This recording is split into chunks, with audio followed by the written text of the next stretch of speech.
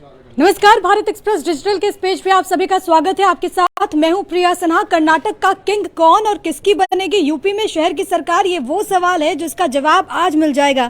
धीरे धीरे जो आंकड़े सामने आ रहे हैं वो बहुत कुछ बयां करते हैं। भारत एक्सप्रेस पल पल का अपडेट, पल पल का आंकड़ा आप तक पहुंचा रहा है। हमारे सभी प्लेटफॉर्म पर आप लगातार अपडेटेड है। इसी की हम बात करते हैं कि आखिरकार कर्नाटक के जो शुरुआती आंकड़े हैं, रुझान है, वो क्या कुछ बताते हैं। इस वक्त मेरे साथ मेरे दो वरिष्ठ सहयोगी मौजूद हैं। मेरे साथ भारत एक्सप्रेस डिजिटल हिंदी के संपादक अमृत जी और खालिद जी, भारत एक्सप्रेस उर्दू के संपादक हमारे साथ मौजूद हैं। सबसे पहले अमृत जी, मैं आपके पास ही आना चाहूंगी। क्या लगता है कर्नाटक और यूपी के जो शुरुआती आंकड़े क्या बताना? जी, अगर कर्नाटक की बात करें तो कर्नाटक में जो शुरुआती रुझान है वो भी, चूंकि अभी बैलेट खुले हैं, एक तरह से अगर कहा जाए सरकारी कर्मचारियों की गिनती होती है, तो उसमें अगर देखते हैं तो रुझान काफ़ी, उसको हम एक तरह से सटीक नहीं मानते हैं। उसमें काफ़ी उतार चढ़ाव का दौर चल रहा है। हालांकि बहरहाल जो आंकड़े सामने आ रहे हैं, भारत एक्सप्रेस जो दिखा रहा है उसमें कांटे की टक्कर चल रही है। लगभग 100 के करीब दोनों ही पार्टियां आगे पीछे चलती दिखाई दे रही हैं। दूसरी तरफ अगर हम इसमें बात करें कर्नाटक चुनाव में, एक और जो ट्रेंड्स हम देख रहे हैं उसका जिक्र करना सबसे ज़्यादा लाजमी है कि जो बड़े नेता हैं वो अपनी अपनी सीटों पे आगे चल रहे हैं। चाहे उनके जो बेटे चुनाव में खड़े हैं, चाहे कुमार स्वामी है और उनके बेटे दोनों आगे चल रहे हैं, मल्लिकार्जुन खड़गे के बेटे वो भी आगे चल रहे हैं, इसी तरह से DK शिव कुमार हैं वो भी आगे चल रहे हैं। लेकिन इस बीच अगर आप देखेंगी कि एक और नेता है जिनकी बड़ी चर्चा रही थी चुनावों के दौरान, जो बीजेपी छोड़ करके कांग्रेस में शामिल हुए थे, जगदीश शेट्टार, बड़े नेता हैं, वो अपने चुनावी क्षेत्र से वो पीछे चल रहे हैं मतगणना में। ये अभी फिलहाल शुरुआती रुझान है, इसमें काफ़ी तब्दीली आएगी। मेरे ख्याल से 11 बजे तक काफ़ी हद तक स्थिति स्पष्ट होगी कि जो ट्रैजेक्टरी है इस इलेक्शन की, जो मतगणना की, वो किधर जा रही, वो 11 बजे तक सही हो पाएगा। जहाँ तक सवाल उत्तर प्रदेश के निगम चुनाव का है, तो इसमें नो डाउट जैसे पहले से भी ये जो है संभावना जताई जा रही थी कि बीजेपी जो है वो डोमिनेट करेगी, और वैसा ही ट्रेंड्स जो है वो दिखाई दे रहे हैं। बीजेपी डोमिनेट कर रही है। रुझानों में देखेंगे तो सिर्फ नगर निगम की 3 सीटों को छोड़ के, मसलन सहारनपुर है, मुरादाबाद है और मेरठ है, बाकी जगहों पे बीजेपी ही जो है आगे चल रही है और भारी मतों से आगे चल रही है। कमाल की बात यह है, ये बहुत इंटरेस्टिंग जी। और दूसरा जैसे, और इसमें देखो 3 जो सीटें हैं, इसमें 2 जो है वो समाजवादी पार्टी है, मेरठ और मुरादाबाद, और सहारनपुर में सिर्फ BSP 1 सीट पे आगे चल रही है, जबकि BSP ने सोशल इंजीनियरिंग के लिए बड़े ही काम किए थे और अधिक से सीटों पे वो मुस्लिम कैंडिडेट भी खड़े किए थे।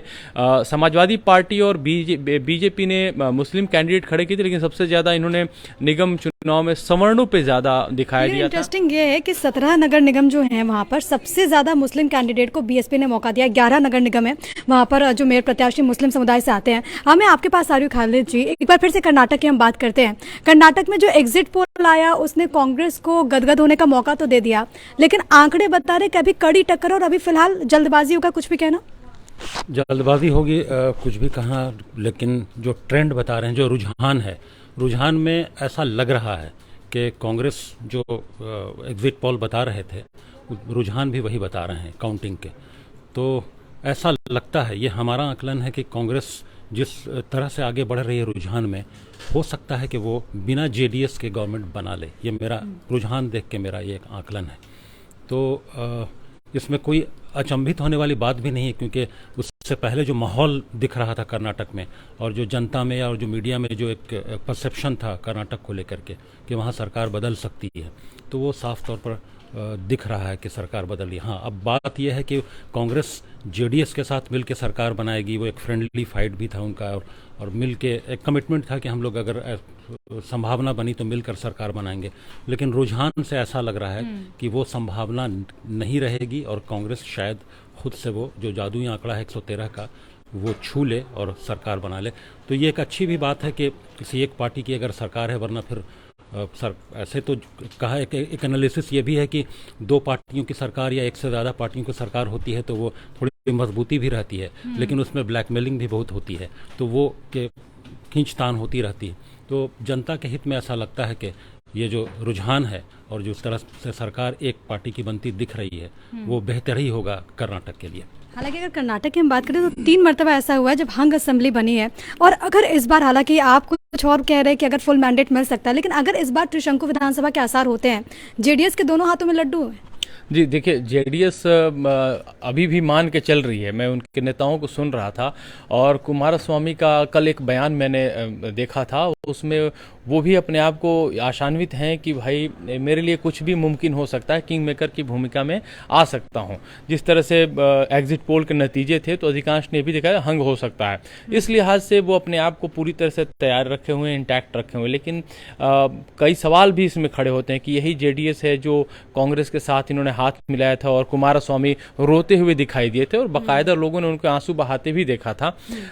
अभी हालांकि मैं भी अभी भी कह रहा हूं कि थोड़ा सा हम वेट करते हैं और जब तक रुझान पूरी तरह से क्लियर नहीं हो जाते हैं कि एक तरफ किधर जा रहा है, ऊंट किस करवट बैठने जा रहा है, तब तक अभी थोड़ी सी जल्दबाजी होगी। लेकिन हाँ, अगर देखिए सूरत हाल हंग होती है तो आप सही कह रही हैं, कुमारस्वामी के हाथ में तो लड्डू दोनों तरफ से रहेंगे। अब जिसकी सरकार बनने की संभावना होगी वो आराम से उनके साथ जा सकते, कोई आइडियोलॉजिकल उनके अंदर कोई रुकावट या बाधा वाली कोई बात नहीं होगी। खासतौर से जो छोटी पार्टियां, रीजनल पार्टियां होती हैं, उनका कोई बहुत आइडियोलॉजिकल बेस होता नहीं है। उनको जहां पर ऐसा लगता है कि वो सरकार बनाने की या किंग मेकर की भूमिका में रह सकते हैं तो वो रहेंगे। और कुमारस्वामी पहले ऐसा दोनों पार्टियों के साथ अपना एक्सपेरिमेंट कर चुके हैं, बीजेपी के साथ भी, कांग्रेस के साथ भी, काफी कंपैटिबल भी रहे हैं वो। हाँ बिल्कुल। तो इसलिए इस बार वो किधर जाएंगे ये कहना भी, ये समझा जा सकता है कि वो किंग मेकर की भूमिका में खुद इशारा भी दे चुके हैं कि क्या ये सब आंकड़े जो हैं वो क्या बता रहे हैं? हालांकि बहुत शुरुआती रुझान है, कुछ भी हो सकता जी है। देखिए, इसमें वही कह रहा हूँ, धीरे धीरे इसमें एक स्थायित्व भी आता हुआ दिखाई देगा। अगर हम इस लिहाज से जो हम भारत एक्सप्रेस जो दिखा रहा है, इसमें साथ ही देखेंगे जेडीएस 26 पे है।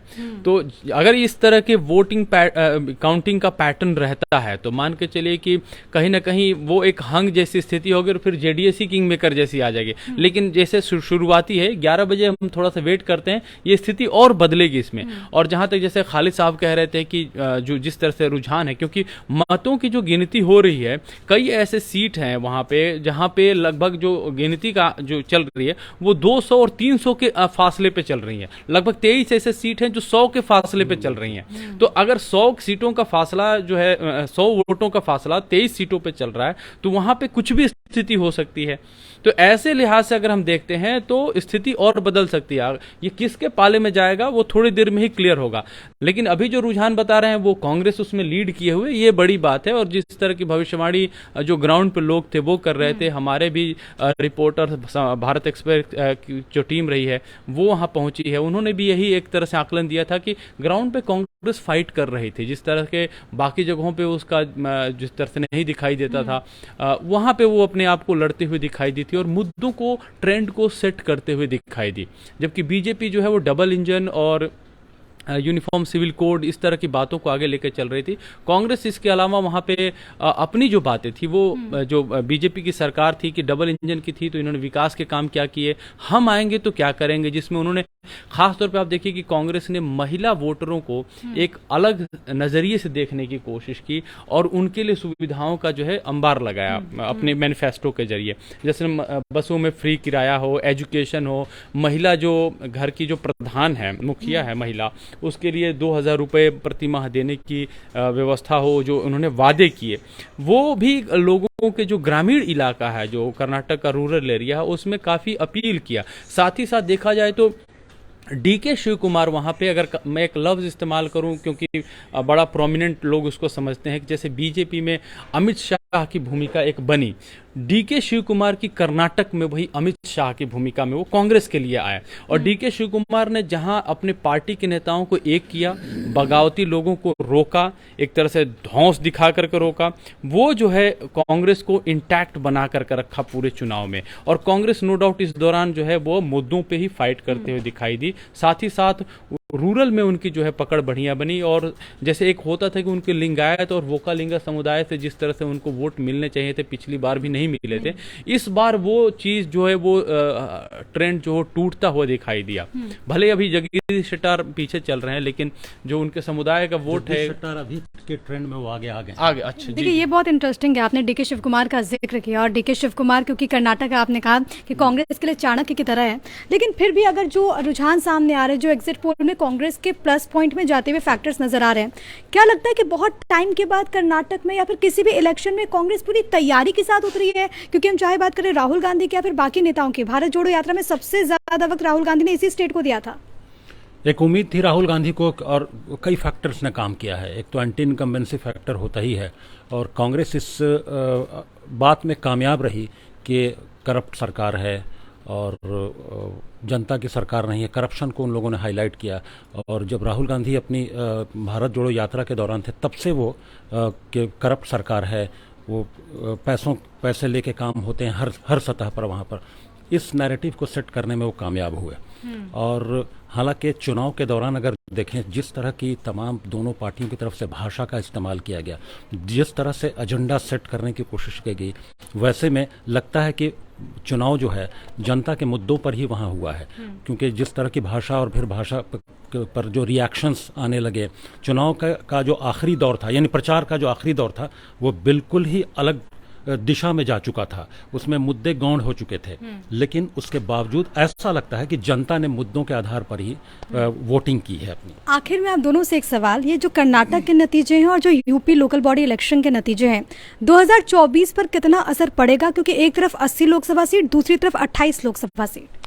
देखिए, अगर दोनों पार्टियों की बात करें तो काफ़ी हद तक अभी कई सारे इनके जो बेस है वो कई चीज़ों पर डिपेंड करते हैं। बीजेपी ये मान के चलती है कि नॉर्थ मेरा स्ट्रांग होल्ड है, और ख़ास तौर पे यूपी, जहाँ पे एक ही स्टेट में उनके पास 80 लोकसभा सीटें हैं, तो उनको ज़्यादा स्टेट से उनकी जो काम चला लेंगे। क्योंकि नॉर्थ में देखेंगे तो राजस्थान है, उत्तर प्रदेश है, मध्य प्रदेश को भी इंक्लूड कर लीजिए, साथ ही साथ आप जो है और जो हरियाणा है, उसके अलावा बिहार है, उसके अलावा आप थोड़े सा और चलते हैं, पश्चिम बंगाल में उनका वोट प्रतिशत बढ़ा है। तो उस हिसाब से देखेंगे तो वहाँ पे वो टक्कर दे रहे हैं। तो बीजेपी का जो सारा का सारा जो जोर है वो ये है कि नॉर्थ में, नो डाउट, साउथ में, कर्नाटक में उनका बहुत स्ट्रांग होल्ड रहा है।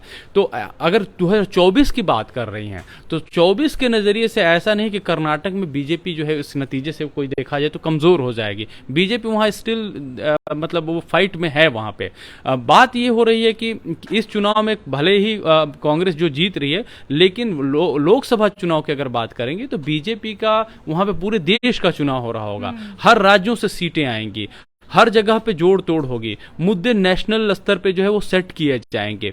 तो अभी उसके लिए इंतजार जो है वो बाकी रहेगा। इसलिए बीजेपी को अभी चुनाव कर्नाटक के देख करके खारिज नहीं किया जा सकता है।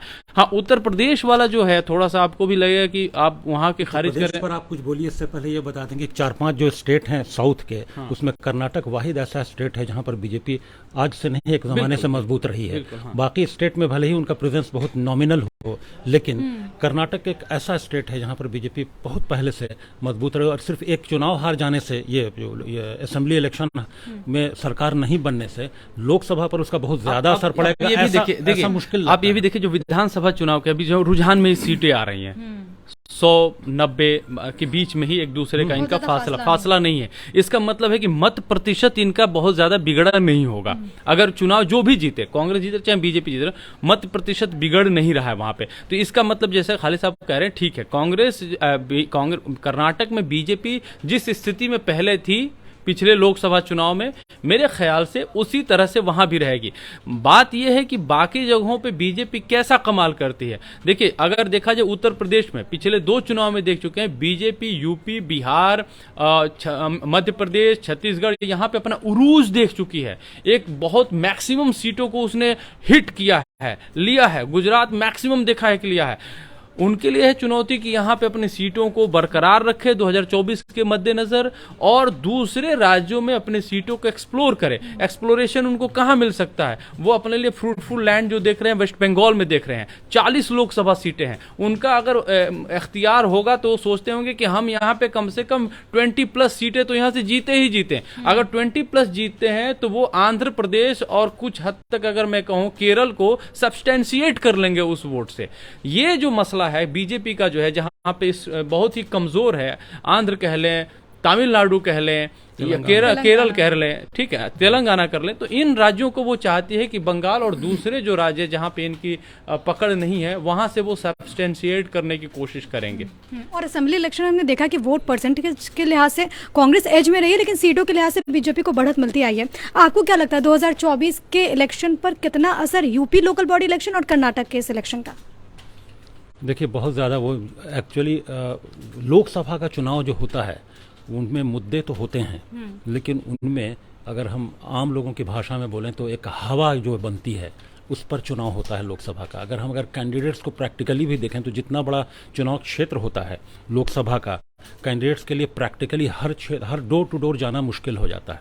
तो चुनाव जो है वहाँ पर जो भी कैंडिडेट लड़ता है वो एक जो ओवरऑल कंट्री में माहौल होता है या स्टेट में, उस स्टेट में जो माहौल होता है उस माहौल की बुनियाद पर लड़ा जाता है। माहौल केवल एक ये असेंबली इलेक्शन में सरकार नहीं बनने से नेशनल सतह पर, राष्ट्रीय स्तर पर माहौल नहीं है बीजेपी के पक्ष में, ये नहीं कहा जा सकता है। बीजेपी के पक्ष में अभी दिख रहा है अभी जो माहौल है। अब एक असेंबली इलेक्शन से कितना असर पड़ेगा ये अभी कहना मुश्किल है। एक और खाली साहब बात है कि जिस तरह से चुनावी ट्रेंड्स बदले हैं और जिस तरह से बीजेपी को कई राज्यों में उनकी सरकारें गई हैं, उससे नो डाउट बीजेपी की चिंता बढ़ी है। और दूसरे विपक्षी दल हैं उनको जिस तरह से ये हैवी वेट पहलवान बीजेपी लग रही थी उनको अब नहीं लगने लगे हैं। उनको लगता है कि हाँ हम फाइट कर सकते हैं। मसलन कांग्रेस की बात करें, उनकी पदयात्रा रही हो, चाहे पिछले जितने भी चुनाव रहे हों, अगर मध्य प्रदेश का ही देख लें वहाँ कैसे सरकार बनी बीजेपी की, आप भी हम भी सब जानते हैं। हम जो मणिपुर में पिछली बार जो उससे पहले जो बनी थी वो भी हमने, गोवा में कैसे बनी हमने ये भी महाराष्ट्र में कैसे बनी वो भी हम जान रहे हैं। इसी तरह से देखा जाए पिछले जो चुनाव हुए हैं हिमाचल प्रदेश में किसकी सरकार बन गई।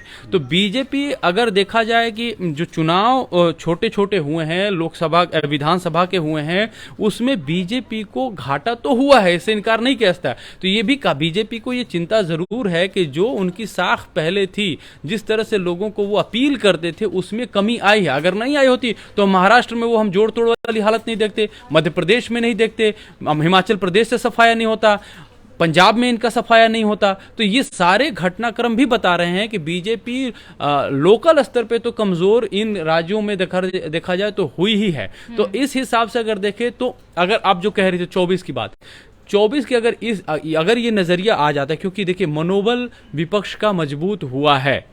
तमाम जो इन्होंने आरोप लगाते रहे विपक्षी के लोग, हमें सताया जा रहा है चाहे जैसा भी हो, इनका मजबूत हुआ है। और हाँ, पिछले बार के अगर तुलना में 2019 से कहें तो 2024 का चुनाव तो दिलचस्प होगा ही होगा, धड़कनें तो बढ़ी रहेंगी। लेकिन बीजेपी जो नैरेटिव सेट करने में कामयाब रहती है कि विपक्ष जरूर उनके हौसले बढ़े, लेकिन विपक्ष का चेहरा कौन है, ये चेहरे पर हमेशा बात करती है बीजेपी कि प्राइम मिनिस्टर का चेहरा कौन है। क्योंकि विपक्ष में इतने डिफरेंसेस हैं तो इस वजह से उनका नेता कौन होगा। कांग्रेस भी अभी पिछले कई लोकसभा चुनाव से हम देखें तो इस स्थिति में नहीं है कि वो राष्ट्रीय स्तर पर पूरी अपोजिशन को लीड कर सके। लोकसभा में वो अपोजिशन के लीडर, मतलब एक अपोजिशन पार्टी के तौर पर उनकी रिकॉग्निशन नहीं है। तो इन तमाम स्थिति को देखते हुए ये कहा जा सकता है कि बीजेपी एक मुद्दा जो बनाती है, चेहरा कौन। तो उस मामले चुनाव में ऐसा होता है, कई बार होता है कि कोई महेंद्र सिंह धोनी बन करके आ जाता है और फिनिशिंग बूम मार देता है। 2014 की बात करें प्रिया तो ये देखेंगे कि नरेंद्र मोदी साहब का नाम दूर दूर तक नहीं था। वो चुनाव के आखिरी साल के एकदम 6 महीने के अंदर में वो एंटर किए हैं और अगला जो 3 महीना था उसमें उन्होंने एकदम गर्दा मचा दिया। और उसके बाद हम देखें कि चाय पे चर्चाएं होनी शुरू हुई। बाद में रही कसर जो है मणिशंकर अय्यर साहब ने पूरी की और उनका जो है जो इलेक्शन कैंपेन था धुआंधार तरीके से उड़ गया। उसी तरह से हो सकता है जैसे हम देख रहे हैं नीतीश कुमार जी जो है वो गोलबंदी करने में लगे हुए हैं। हालांकि बहुत सारे जो नेता है जो हमारी भोजपुरी भाषा में कहा छान पगाह तुरा रहे हैं, ठीक है, तो चल रहा है, गोलबंदी भी चल रही है। लेकिन देखिएगा हो सकता है क्या पता उसमें से कोई चेहरा उभर ही जाए। देखिए कहते भी है ना कि राजनीति जो है वो क्रिकेट की तरह है, आखिरी ओवर तक दिलचस्पी बनी रहती है। इसी दिलचस्पी के साथ और इसी आंकड़े के साथ जो आप अपने टीवी स्क्रीन पर अभी हमको हम दिखाएंगे, देखिए कर्नाटक में बीजेपी 88 और कांग्रेस 112 सीट, फासला अब जो है वो बढ़ता जा रहा है। हालांकि अब ये जो रुझान है वो सीटों में कितने तब्दील होंगे ये देखना बहुत इंटरेस्टिंग होगा। हर एक अपडेट, हर एक जानकारी सिर्फ और सिर्फ भारत एक्सप्रेस पर आप देख पाएंगे। बहुत शुक्रिया आप दोनों का हमारे साथ जुड़ने के लिए। इस पेज पर आपको क्या राय है कमेंट के माध्यम से हमें ज़रूर बताइएगा। फिलहाल के लिए बहुत शुक्रिया, आपकी राय ज़रूर हमें बताइए।